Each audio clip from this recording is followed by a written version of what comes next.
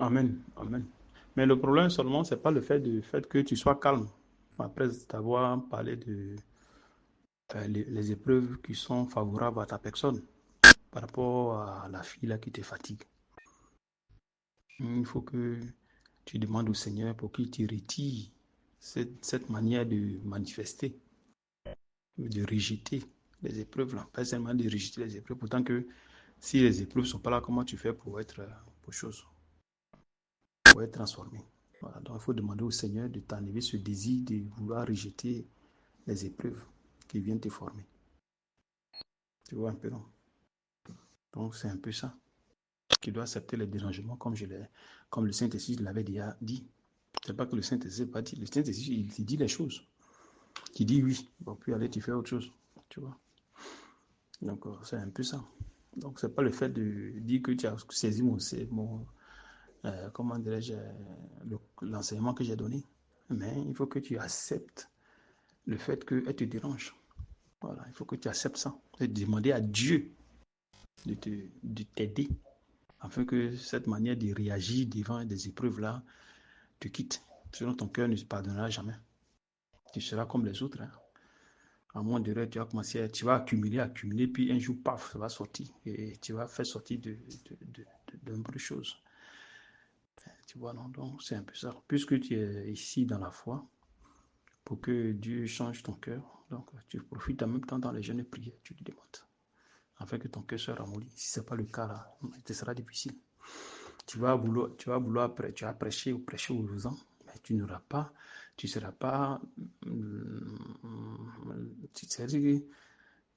pas la parole qui sort de ta bouche, tu ne seras pas le témoin de cette parole.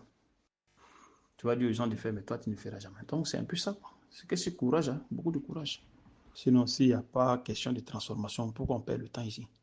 Tout ce temps que nous perdons ici, les jeûnes, les prières, de pleurer devant le Seigneur, de nous détacher de la chair. Pourquoi? Pourquoi on est là? C'est une perte de temps, alors. Puisque, à part le Seigneur, à part le jeûne et prière, on fait quoi de bon? Tu ne travailles pas, je ne travaille pas, personne ne travaille ici. Et pourquoi on est là, alors? Ce n'est pas seulement la transformation que nous recherchons, afin de pouvoir prêcher sa parole, enseigner sa parole comme je dois, transmettre l'amour de Jésus dans le cœur des gens, transmettre nos comportements selon le Christ. Parce qu'il dit, tel est que nous sommes aussi dans ce monde. Sans crainte, sans inquiétude, les mains levées, tu vois un peu. Donc c'est un peu ça. Donc courage, beaucoup de courage à toi, beaucoup de courage. Sinon je sais que c'est pas facile, mais il faut vivre ça pour comprendre ces choses-là. Comme je te l'avais dit hier, il faut accepter. Il faut accepter que c'est une lutte. C'est-à-dire que dans ta chair, il y a une lutte. C'est un but. Des choses que tu ne veux pas qu'on te fasse. Mais si tu ne veux pas qu'on te fasse quelque chose, tu vas toujours rester dans ton confort. Pourtant que la chair, quand elle est dans son confort, ça ne marche pas. Elle n'aura jamais la vie de Christ en elle. Jamais. Il faut sortir euh, euh, euh, la chair de son confort. Il faut la sortir de son confort. Et la placer mettre dans le confort de Dieu. Tu vois, il faut la placer dans le confort de Dieu. Quand elle est placée dans le confort de Dieu, les trucs marchent correctement. Sans profession, si ce n'est pas ça là, et oublie Dieu. Oublie Dieu. Tu vois un peu. Et c'est là maintenant tu comprendras plus ou moins quand tu vas partir dehors ou bien tu vas entendre dehors les gens parler, tu sauras effectivement que cette personne ne connaît pas Dieu de la bonne façon. Même s'il est ceci, même s'il est cela, même s'il fait ceci, même s'il fait cela, mais au fond, le Dieu ne le connaît pas. Bon, mais si la personne ne connaît pas Dieu, c'est que la personne n'a pas l'amour de Dieu en lui. C'est que la personne n'a pas l'amour de Dieu dans son cœur. Mais si tu n'as pas l'amour de Dieu dans son cœur, comment tu vas transmettre l'amour de Jésus à ceux qui t'écoutent? Mais tu ne pourras jamais. Donc ça veut dire que ce sera le désordre au milieu de vous. Pas forcément. Parce que chacun va vouloir imposer sa manière de voir les choses. Imposer sa vie, la rébellion. Chacun va parler dans sa rébellion. Et quand, où il y a le désordre, l'Esprit de Dieu n'y est pas. L'Esprit de Dieu n'y est pas dans le sens où la vie de Dieu n'y est pas, l'amour de Dieu n'y est pas. So, il peut y avoir des prophéties, il peut y avoir des quêtes, des prières, tout ça, mais ça sera plus conduit par la chair. C'est ça. Et Dieu aussi répond aussi au niveau de la chair, aussi, parce qu'il dit qu'il fait pleuvoir sur les justes et les injustes. Il y a aussi ça. Tu es juste parce que tu as cru en Jésus, mais tu es injuste parce que tu ne marches pas dans sa volonté parfaite. Donc il peut vous faire grâce. Mais en faisant grâce à vous, pensez que vous êtes sur la voie parfaite, c'est faux, c'est pas vrai. Tu vois. Donc c'est quelque chose qui est vraiment compliqué. Il faut que tu aies une dose d'amour dans le cœur pour comprendre ces choses. Sinon, tu comprends ça comment? Donc, pour avoir cette dose d'amour-là, il faut forcément que tu sois persécuté. Il faut qu'on t'insulte. Il faut que tu sois rejeté. Il faut qu'on t'accuse. Il faut qu'on te juge. Et tout ça, Dieu est derrière ça. Voilà, tu vois un peu. Donc, c'est un peu ça. C'est des choses que tu vis, que tu vas enseigner demain. Tu vas transmettre au monde, aux enfants de Dieu qui souffrent, qui sont dans les églises qui souffrent. C'est pas à toi que Dieu a dit que la lumière arrive au Nigeria. Mais si la lumière arrive, mais avant que tu n'arrives là, il n'y a pas des églises là-bas. Pourquoi, comment ça veut que la lumière va passer par toi? Comment? Pourquoi la lumière va passer par toi? S'il y a déjà les églises là-bas, s'il y a déjà les appris, on guérit les gens, en fait, ça veut dire qu'il y a quelque chose qui manque. Quelque chose qui manque. Puis, le Nigeria, c'est un pays vaste. Un grand pays, il y a le monde. Il y a le monde. Donc, ça veut dire que le jour que ça va commencer, mais c'est terrible. Il faut voir les démons qui vont se soulever là-bas.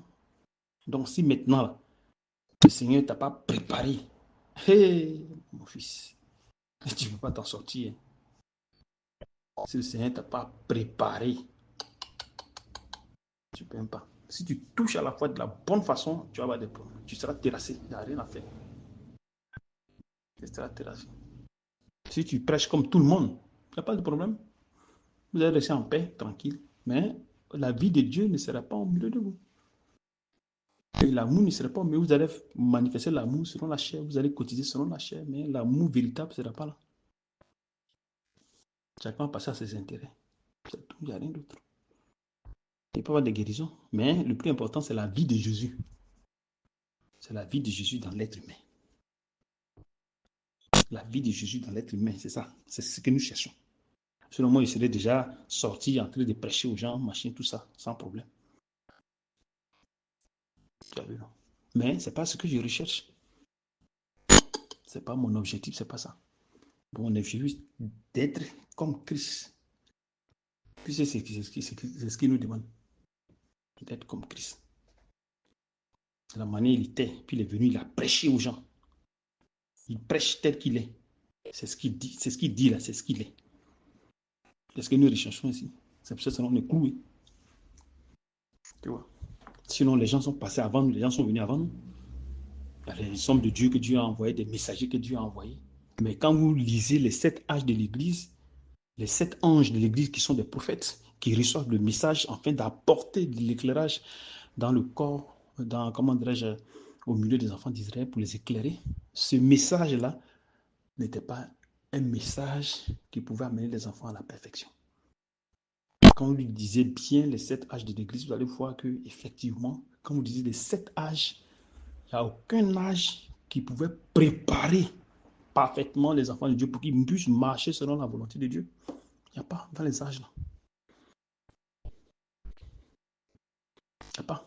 Quand tu vas lire les âges là, tu vas voir que aucun âge n'a pas eu la capacité, ne peut pas avoir la capacité de préparer les enfants de Dieu pour qu'ils voient pourquoi l'enlèvement a traîné jusqu'à maintenant. Et la seule chose, c'était la foi parfaite. La foi parfaite, donc l'amour parfait dans le cœur. Mais le problème, c'est quoi? C'est ce que moi, je t'ai dit. Qu'il ne faudrait pas que le fait de te séparer de quelqu'un ne doit pas venir de toi. Parce que c'est pas ce que la Bible dit. La Bible ne dit pas ça. L'erreur ne doit pas venir de toi. Ça doit venir d'elle. Donc si tu prends la clé parce que tu es fâché, bon, tu n'es pas en train de faire ce que la Bible dit de faire. Tu es en train de faire ce que toi tu veux faire. Mais il ne faut pas penser qu'en faisant ça, et que la personne part ça règle le problème, non. Les désirs seront toujours en toi. Donc, ça veut dire que si tu prends une femme demain, tu vas vivre les mêmes choses. Mais tu ne pourras pas pardonner. Comment tu fais? C'est pas ce que la Bible nous enseigne. On dit si le païen veut vivre avec toi, là, qu'il vive avec toi. S'il veut partir, qu'il parte. C'est ce que la Bible dit. Parce que vous deux, vous n'êtes pas liés. Tu vois. Le croyant n'est pas lié au païen. Puisque c'est toi qui as provoqué cela. Donc, si elle veut partir, il ne faudrait pas que ça soit par toi qu'elle parte comme tu l'avais chassée. L'amour de Jésus ne nous enseigne pas ces choses-là. Il faudrait qu'elle parte par elle-même, par ses propres convictions, par ses propres choses, sa propre décision qu'elle parte. Tu vois un peu. Mais en lui donnant, dit que ouais, ceci, machin, de profiter d'une situation ou comme ça, non. C'est pas ce que la Bible nous enseigne. Quand c'est comme ça, tu n'as pas pardonné. Et Jésus a dit que si vous ne pardonnez pas les offrandes des hommes, moi, votre Père, je ne vous pardonnerai pas. C'est-à-dire que c'est la galère qui vient. Donc, ce que tu as fait là, Dieu va te il va te faire, il va te payer là, il va te payer ça. Dieu pardonne, mais nous fait payer ce que nous avons fait. Quand tu fais quelque chose à quelqu'un là, il faut t'attendre que tu vas payer ça forcément. Tu vas payer. À moins que tu aies la foi. À moins que tu aies la foi pour que ça te quitte. Sinon, c'est une malédiction que tu mets sur ta personne. C'est pour ça qu'il dit de pardonner. Et comment dirais-je, de ne pas mépriser les gens, de ne pas, comment dirais-je, faire du mal à ceux qui nous persécutent. Et ceux qui nous, comment dirais-je, qui nous injurent, qui nous jugent. Tous ces genres de choses. Ce n'est pas pour rien, il y a une raison derrière. Il y a une raison. C'est parce qu'on ne prête pas attention. Sinon, tout ce que nous faisons là, forcément, nous payons. Nous payons. On va monter, on va descendre, Dieu va te faire payer ça. Tu vois, donc c'est un peu ça. Et là, quand nous disons si 1 Corinthiens, ça il dit quoi?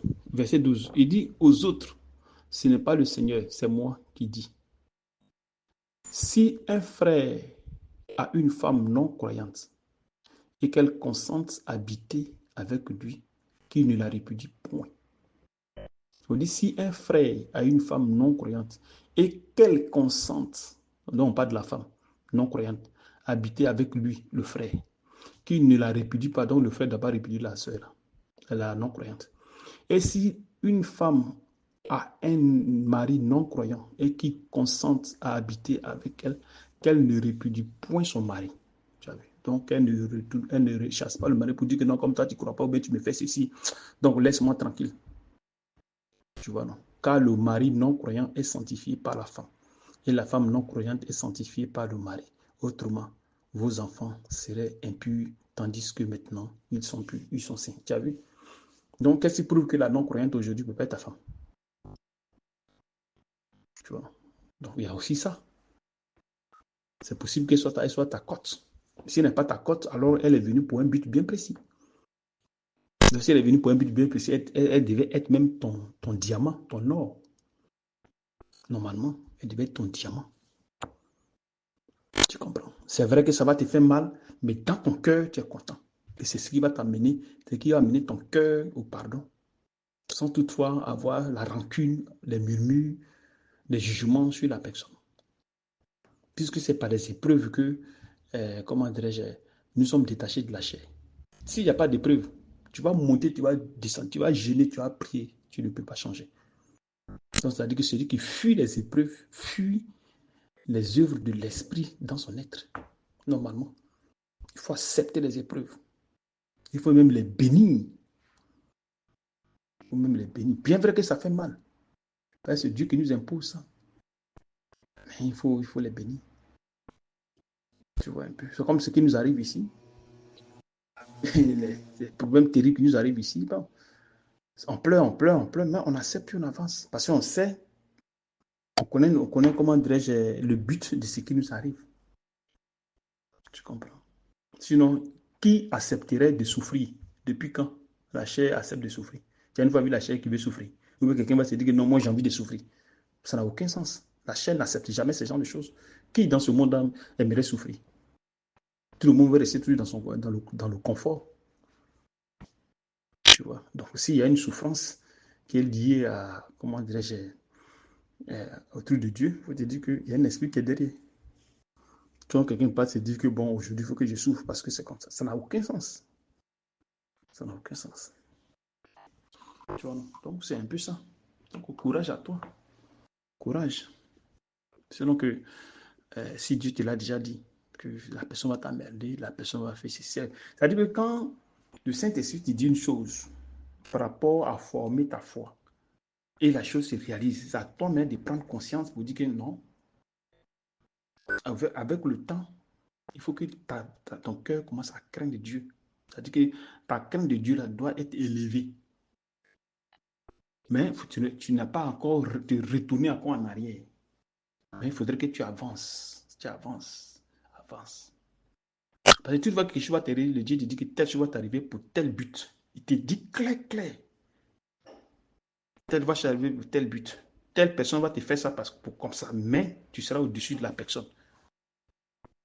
Tant, tant, tant, tant, tant. Tu vois. C'est pas donné à tout le monde. Hein. Cette manière de transformer ta personne, nettoyer ton cœur par des épreuves déjà, des épreuves déjà prédites, c'est pas donné à tout le monde. Donc c'est une grâce que Dieu a mis sur toi. Donc tu dois vraiment le remercier. Une grande miséricorde. Pourtant que les gars cherchent ce truc, mais ils ne gagnent pas. Et toi qui l'as, tu ne peux pas le prendre, tu peux pas prendre ça au sérieux, tu ne peux pas prendre ça de façon précieuse. Non, c'est grave. Tu vois. Tu comprends un peu. Sinon, ce que nous vivons ici, là, mais c'est hors du commun. Ce que nous vivons ici, ce n'est pas humain. Ce que nous vivons dans ce couloir ici, là, ce n'est pas humain. Si l'Esprit de Dieu n'y est pas, depuis, on est parti. On est parti. La souffrance est tellement terrible, mais on est heureux. Voilà, ça nous enlève à ne pas avoir la haine pour les autres. Ça nous enlève à ne pas avoir la jalousie, le jugement, juger les autres, non. Ça nous amène à rester auprès de Dieu et à avancer avec lui. Malgré que les pas sont pesants, mais on voit déjà la lumière. Et quand on attend dehors, tout ce que les gens vont dire, on dit Amen. Si c'est la volonté de Dieu, qu'il cela soit. C'est ça la sagesse. Et ça te donne la sagesse, l'humilité, la patience, l'amour de son prochain. Et c'est ce qui va soigner en nous toutes les maladies qui sont là, les tâches qui sont en nous, les désirs qui sont en nous. Et c'est comme ça qu'on va avoir le revêtement de Christ. Tu vois un peu. Et celui qui n'a pas reçu l'Esprit, il reçoit l'Esprit et l'Esprit se joint à cette transformation. Parce que tant que l'Esprit n'est pas là et que tu as la transformation, tu seras toujours faible. Il faut forcément qu'il y ait l'Esprit. Et c'est l'Esprit maintenant qui va te donner la force. C'est comme dans le corps du péché, du pécheur, du païen. Pour celui qui ne connaît pas Dieu, ses actes sont guidés par des esprits démoniaques. C'est pareil. Tu vas vouloir ne pas faire la chose, mais tu vas faire quand même. À cause de quoi? Parce qu'il y a un esprit qui est derrière, qui te guide, qui s'impose. Donc, tes membres deviennent des instruments de péché. Tu vois? Parce que derrière tes actes se trouvent des esprits. La violence, le mensonge, le jugement, la haine, la rancune, l'inquiétude, la crainte, la peur. Ce sont des esprits qui sont derrière ces actes. Ce sont des esprits qui sont derrière ces actes. Normalement, c'est ça. Donc, on est dans le monde, on pêche correctement, sans toutefois, mais on peut avoir un peu de remords, mais après, le remords passe. On passe à autre chose. Et on refait encore la même chose, puis on avance. C'est la même chose avec le corps de Christ, avec le Seigneur. Il nous a déjà dit ici, quand il enlève un désir, il place sa parole. C'est ce qu'il avait dit.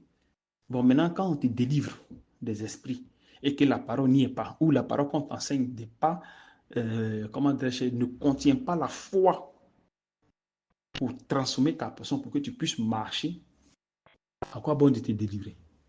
Ça sert à quoi de délivrer la personne? Ça sert à rien. Parce qu'on va te délivrer, les esprits vont retourner. On va te délivrer les cellules retournées. Et tu vas vivre, tu as fait le semblant de vivre parfait. Normalement, c'est ça. Tant que le cœur n'est pas nettoyé, tu vas vivre, tu as fait semblant. Il y aura un semblant comment dirais-je, de changement. Mais au fond, non, c'est faux. Tout est stocké dans le cœur. C'est le danger qui est là. C'est le danger. Alors, si demain Dieu te donne ces épreuves et te met devant toi des gens pour pouvoir te transformer, oh, il faut dire Dieu merci, Seigneur Jésus-Christ. Je te remercie. Tu dois même implorer même son nom mais du matin jusqu'au soir. Parce qu'il met cette personne à ta disposition. Cette personne qui ne le connaît même pas. Il met la personne à ta disposition. Tu vois l'amour, le degré d'amour que Jésus a pour nous. Lui qui est Dieu, hein, il a comme il se comporte. Tu comprends un peu? Donc tu devais être zélé. Voilà. Tu ne devais plus t'emmerder avec les choses du monde, t'attacher avec les choses du monde. Non. Quand Jésus est dans ta vie, c'est Jésus qui est ton Père, il est ta mère, il est tout pour toi, c'est lui qui te guide. Parce que si ce n'est pas le cas, ça sera très compliqué. C'est-à-dire, si tu ne te donnes pas à Jésus comme il se doit, et que tu veux mettre un pied dehors et un pied dedans, il y a un problème.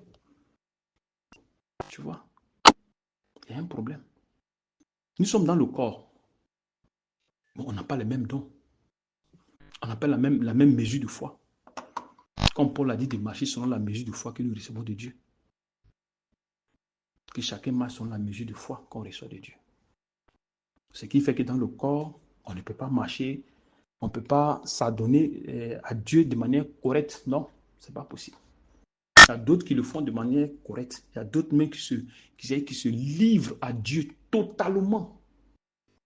Il y a d'autres qui s'abstiennent de manière partielle à certaines choses. Tu vois, il y a des choses qui gardent. Ce n'est pas donné à tout le monde. Tu comprends un peu, non? Ce n'est pas donné à tout le monde. C'est ça. C'est là maintenant, tu vois l'amour de Jésus. Donc quand tu es celui-là qui te donne, qui te livre à Dieu, qui livre tes membres à Dieu, qui livre tout, qu'est-ce que Dieu va faire? Il va t'amener maintenant à ne pas vivre maintenant comme les autres. Il y a certaines choses qu'il va t'interdire. Il va te faire des révélations de beaucoup de choses dans les Écritures. Il va te révéler beaucoup de choses. Ce que ceux-là, les autres ne voient pas, toi tu vois. Il va te révéler. Il va t'enseigner. Voilà comment tu vas marcher. Voilà comment tu vas faire. Voilà comment tu vas faire. Voilà comment tu vas faire. Voilà comment tu vas faire. Tu ne seras pas celui-là qui mange de tout. Tu ne seras pas celui-là qui s'habille comme il veut. Tu ne seras pas celui-là qui parle comme il veut. Tu ne seras pas celui-là qui va partout. Non. Pas, Dieu n'est pas dans le désordre. Parce que si tu dois faire tout ce que les autres font, c'est que quelle est maintenant ta particularité? D'être une personne particulière, une personne consacrée différemment des autres. Oui, oui, cette, comment dirais-je, particularité, non? Tu vois un peu, non? Donc, c'est un peu ça le problème. Voilà pourquoi enseigner la foi, c'est quelque chose qui est vraiment complexe.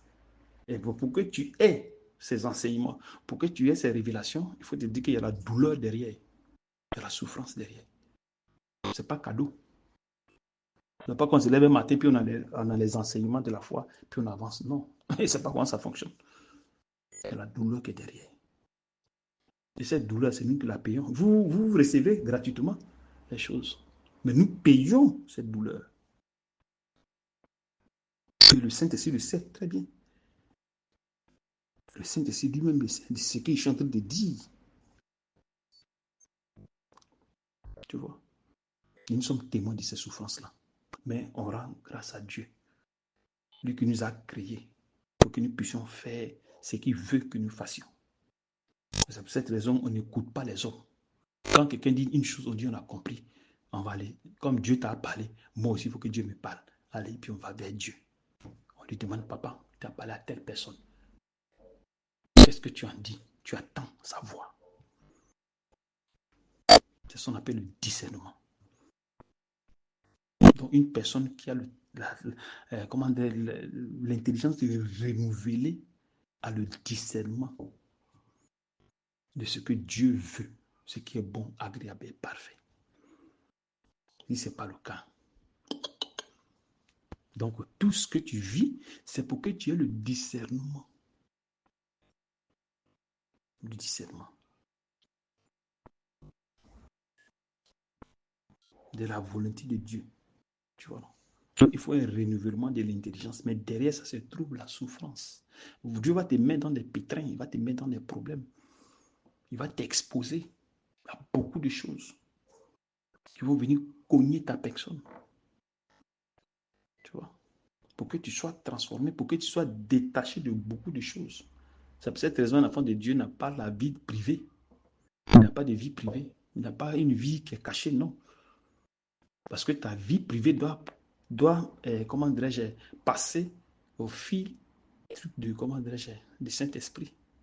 Ça doit passer au feu pour que ce soit examiné. Donc, ce qui n'est pas de lui va brûler. Et ce qui est de lui là va rester. Et ça, bon, souvent, mais tu dois maintenant marcher correctement.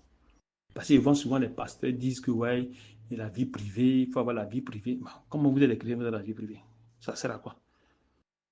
Et cette vie privée-là, tu l'as eue dans le monde. Mais comment ça veut que tu as la vie privée? Rien n'est privé pour celui qui marche, qui veut marcher, qui cherche à marcher dans la volonté parfaite de Dieu. C'est pour cette raison qu'il y a la persécution derrière.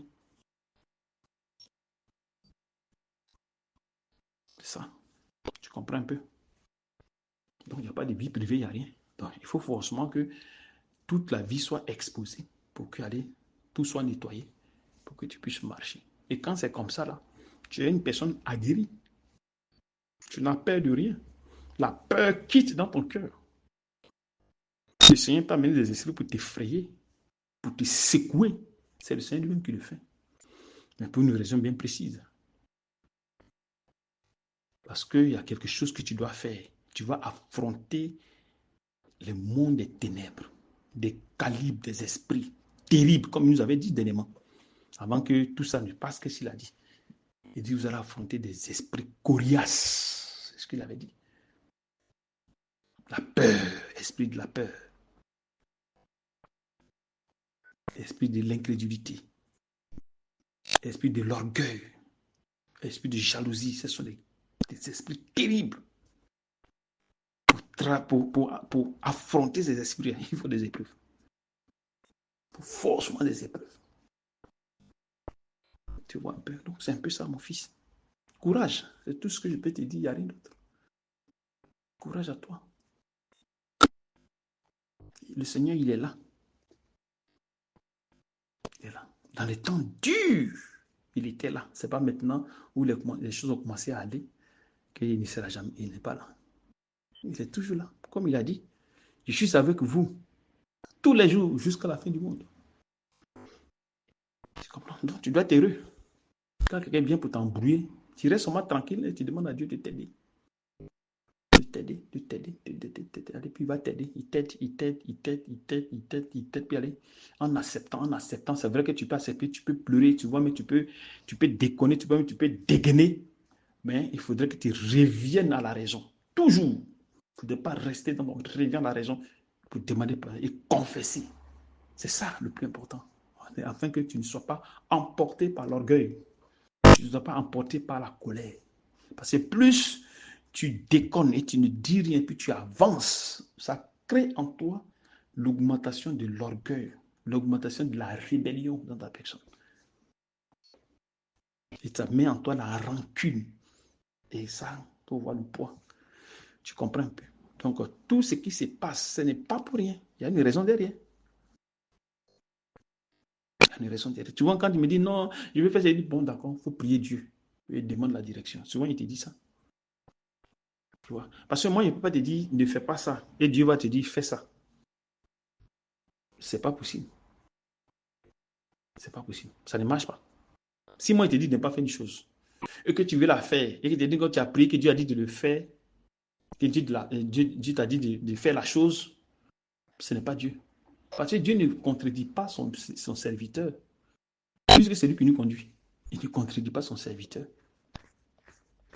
Il place chacun dans sa position, dans sa mesure de foi. C'est comme ça qu'il place. Et bien, il amène ses enfants maintenant devant ces personnes-là, selon la mesure de foi qu'ils ont, pour que lui qui les enseigne transmette ce qu'il a reçu de Dieu. Normalement, c'est ça. Donc là, il est son maître, il est son chef. Et c'est comme ça, il transmet, il transmet, il transmet. Donc si Dieu est là, Dieu ne peut pas aller contre ce que l'autre dit. Ce n'est pas possible. Son serviteur dit. Voilà pourquoi il dit de croire d'abord à ce que vous voyez avant de croire à celui que vous ne voyez pas. Donc d'aimer celui que tu vois d'abord avant d'aimer celui que tu ne vois pas. Mais si tu n'as pas l'amour de celui que tu ne vois pas, comment tu peux avoir l'amour de celui que... Si tu n'as pas l'amour de celui que tu vois et qui t'enseigne, comment tu peux avoir l'amour de celui que tu ne vois pas? Ça n'a pas de sens. Parce que celui que tu ne vois, c'est le spirituel. Le spirituel est plus, comment dire, au-dessus de l'entendement humain. Mais le physique que tu vois là, ça c'est à ton niveau. Si du moins tu n'as pas cette capacité d'aimer ta personne que tu vois, de pardonner cette personne que tu vois, de faire ce qui est bien, comment tu vas aimer ce qui est dans le spirituel? Et tu fais comment? Tu passes par où? Puisque c'est lui que tu n'aimes pas là qui va te transmettre ça. Mais c'est celui que tu es là qui va te transmettre. Mais c'est celui que tu ne veux pas obéir qui va te transmettre. Tu fais comment? Tu fais. Voilà pourquoi tout le monde n'est pas disciple. Tout le monde n'est pas disciple. Parce que le disciple respecte son maître. Normalement, le disciple respecte son maître. Ceux qui croient en Dieu, en Jésus-Christ, sont les fils de Dieu. Ils sont fils de Dieu. Mais ils ne sont pas tous disciples. Puisque le disciple fait ce que le maître lui dit de faire. C'est ça le disciple. Tu vois un peu. C'est comme un Judas. Un moment, il était disciple. Mais après qu'il ne faisait plus l'étude de Dieu, est-ce qu'il est encore disciple? Non. On dit il y avait les disciples de Jésus. Quand Jésus est venu, il a dit de manger ma chair, buvez mon sang. Quand ils ont entendu ça, là, ils sont partis. Mais après qu'ils soient partis, ils sont encore disciples de Jésus. Ils ne sont plus disciples de Jésus, ils sont partis, ils sont partis. C'est pareil. Donc le disciple, c'est celui-là qui est d'abord chrétien et qui accepte de marcher dans les voies de son maître. C'est ça le disciple. En fonction de la mesure de foi que le maître a. C'est en fonction de ça que maintenant le disciple va marcher. Il ne peut pas lui dire A, puis il va faire O. Il ne peut pas dire I, il va faire le contraire. La Bible ne nous enseigne pas ces choses-là. Alors, si vous êtes dans le corps et qu'il y a d'autres personnes qui ne sont pas contentes et qui ne sont pas, c'est qu'il y a un problème. C'est que l'assemblée va mal. Tu vois. C'est-à-dire que tu enseignes et d'autres ne sont pas contents de ton enseignement. D'autres disent que non, c'est pas ça. D'autres disent que c'est ça. Tu vois qu'il y a quelque chose qui ne va pas. C'est pour cette raison que quand c'est comme ça, il faut maintenant retrancher les personnes qui sont à l'intérieur. Il faut les retrancher du groupe. Voilà, pour ne pas qu'il y ait cette confusion-là. L'ancien testament, c'était pareil. Maintenant, si soit ce que tu comprends, si tu comprends ailleurs, tu vas ailleurs. Là, quand tu restes là-bas, puis tu es tranquille. Parce que si ce n'est pas le cas, tu seras comme un espion. Comme le Seigneur nous avait dit ici qu'il y avait un espion ici parmi nous, avant que tout ça n'arrive. Tout ça nous avait déjà tout expliqué. Parce que moi, je ne vais pas vous dire une chose et vous allez faire le contraire. Ou vous allez vous opposer. Tu vois un peu. Vous devenez un rebelle. Un rebelle au milieu de nous, il y a un problème. Tu vois un peu. Donc, c'est pour cette raison que le Seigneur vous amène à ce que vous traversiez les moments difficiles. Et ce sont ces moments difficiles-là qui vont vous transformer, qui vont transformer votre être, qui vont aller contre comment dirais-je, euh, votre confort, pour vous tirer de là, dans le confort où vous êtes, pour vous amener à Dieu. Donc, il faut forcément passer par des épreuves, forcément passer par des épreuves. Il faut que tu sois exposé par des épreuves. Parce que l'être humain en lui-même, là, est rebelle, ne veut rien écouter. C'est comme ça l'être humain. Tu vas monter, tu vas descendre, c'est comme ça, nous sommes tous. Nous sommes nés dans l'iniquité, conçus dans le péché. Donc la conception du péché à nous. Et la nature nous pousse à faire, le contraire de ce que Dieu demande. Donc, il faut mener un travail colossal pour que le cœur change. Normalement, c'est ça. Il faut que le cœur change. Et maintenant qu'il veut changer le cœur, il faut que tu sois un exemple. Tu vois. Voilà. Si tu es celui-là qui n'entretient pas les enfants de Dieu, tu les laisses à leur comment dirais-je, à leur sort, tout ça là. Mais tu attends quel changement? Tu attends quel changement? Il faut te mettre la main à la pâte. C'est là. Il faut d'abord mettre la main à la pâte. Comme ça. Donc, pour que vous puissiez faire ça, pour que vous soyez exemple de ça, il faut forcément que vous passez par les épreuves. Et ce sont les épreuves qui vont vous former. Voilà. Pour que celui qui est devant vous vous transmette ce qu'il a reçu de Dieu, ce qu'il a comme don de foi pour vous transmettre. Et vous, maintenant, vous allez transmettre. Et c'est comme ça, petit à petit, la transmission va, les choses, de bouche à oreille. Avec le renouvellement de l'intelligence. Un nouveau cœur. Pour enlever le cœur de pierre, pour mettre le cœur de chair, sur lequel on écrit l'évangile. Pas avec de l'encre, mais avec l'esprit de Jésus-Christ. Pas comme l'Ancien Testament. Et quand c'est écrit maintenant, allez, ça reste. Pour que ça soit manifesté dans la chair. Pour ne plus que vous soyez redevable à la chair. C'est ça. Ce sont des mystères, au fait. Et c'est tout cela qui doit être enseigné, que vous allez enseigner dans le monde, quand le moment viendra. C'est vous qui allez enseigner ces choses-là. Comme un qui était venu ici, le Saint-Esprit disait que ce qui enseigne ici, ça sera aussi enseigné dans le monde. Tu comprends? Donc c'est maintenant que le Seigneur doit vous préparer. Parce que si là vous partez dans le monde, vous ne partez pas pour rigoler. C'est pas que les esprits que vous allez combattre là vont rigoler avec vous. Non, jamais. Vous partez affronter les esprits coriaces. Transformer les gens pour que les gens vivent sans péché. Pas que les gens vont seulement guérir les gens ou bien parler. Non. Ils doivent vivre sans péché. C'est le moment. Recevoir le Saint-Esprit et vivre sans péché. Tu vois. C'est-à-dire qu'ils vont confesser des choses qu'ils n'ont jamais confessées depuis qu'ils sont chrétiens. Tout ce qui est caché dans leur cœur, ça va sortir. C'est la puissance de la foi, la puissance de l'esprit. Ça. Donc c'est pour cette raison qu'il faut passer par la souffrance pour, pour bénéficier de ces choses. Sinon, s'il n'y a pas la transformation, à quoi ça sert? Moi, s'il n'y a pas de transformation, s'il n'y a pas de revêtement, ça sert à quoi de rester dans le corps? Pour moi, ça n'a aucun sens de rester dans le corps. Je préfère rester dehors, je préfère aller dehors, aller marcher, vivre, continuer ma vie de péché que de faire semblant de dire que je suis homme de Dieu parce que j'ai guéri, parce que je donne des prophéties, parce que je donne des paroles de connaissances. Non, non, non. Moi, je ne suis pas à ce niveau-là. Je l'ai toujours dit. Je suis constant dans ce que je fais. Tu vois? Donc, ce qui fait que souffrir pour Christ, pour moi, c'est normal. Tu vois un peu? C'est normal, quoi. Donc, c'est un peu ça. Il faut tenir. Il faut tenir. Jusqu'à comment dirais-je, à la fin de l'épreuve. Quand l'épreuve va maintenant finir, bon, allez, maintenant on va commencer à rire et bénéficier de tout ce qui nous attend. Parce que moi, je ne vais pas venir dans le corps, puis encore souffrir encore. Non, non, non. Je préfère rester dans le monde. Ce serait mieux pour moi. Moi et mon épouse. Voilà. On va rester là encore de critiquer encore les gens, à juger les gens, à avoir la rancune, à faire ceci, calomnier les gens, faire des petits micmacs, ne pas avoir l'amour, rendre le mal par le mal. Bon, tu vois, faire des choses qui ne sont pas bien. Pourtant, il y a des choses qu'on pouvait faire. Tout c'est par l'amour de Jésus. Bon, et quand c'est comme ça, là, ce n'est pas bon. Il est mieux que Dieu nous délivre de toutes ces choses-là, tous ces esprits-là, pour que nous puissions être des personnes parfaites comme il le veut. Donc, il faut forcément passer par... Puisque nous, c'est ce qu'on a demandé, qu'on a commencé à suivre le Seigneur, c'est ce qu'on a demandé. Et c'est ce qu'on ne faisait que demander seulement. Enlève-nous dans le cœur tout ce qui ne te va pas.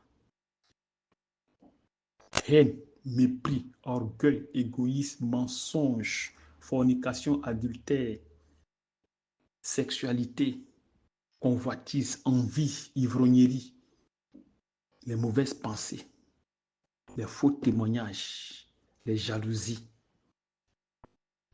les, comment dirais-je, l'hypocrisie. Tout ça. C'est ce qu'on a demandé. Depuis qu'on le connaît, c'est ce qu'on ne fait que demander. On ne fait que demander, on ne fait que demander, on ne fait que demander. Tout ça, on ne fait que demander ça. C'est pour cette raison que nous sommes dans cet état de souffrance. Et ce n'est pas pour rien. Celui qui veut vivre pieusement sera persécuté. Donc on est persécuté par la chair qui nous entraîne dans tous les sens. Et tout cela pourquoi? Pour une raison bien précise, afin que nous ne soyons plus redevables à la chair.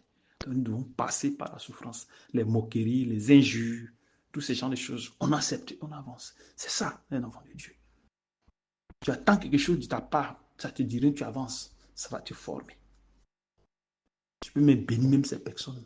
Mais ce n'est pas que tu vas collaborer avec eux dans le côté spirituel. Non, c'est pas ça. Toi, tu as ton chemin. Voilà. Tu prends ton chemin, tu avances. C'est tout. Mais tu n'as pas la haine contre ces personnes. Non. Mais tu avances. Et quand la personne sera dans ta vie, vous n'allez pas partager les mêmes choses. Donc pourquoi la personne va rester là? Pourquoi elle va être avec toi? Ça ne sert à rien. Ça ne sert à rien. Tu vois un peu. Tu ne dois pas accepter tout et n'importe quoi. Non. Tu dois accepter ce qui va avec ta personne, ce qui va avec toi selon le Seigneur. Ce que le Seigneur a disposé, comme Paul a dit, de marcher selon la mesure de foi que Dieu a disposé.